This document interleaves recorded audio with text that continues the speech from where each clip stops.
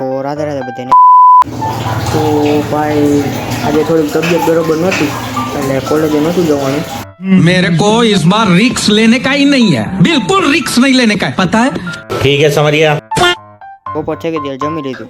हाय हाय हाय हाय જમીન ચાલુ કરી દીધી ફ્રી ફાયર 2000 years later.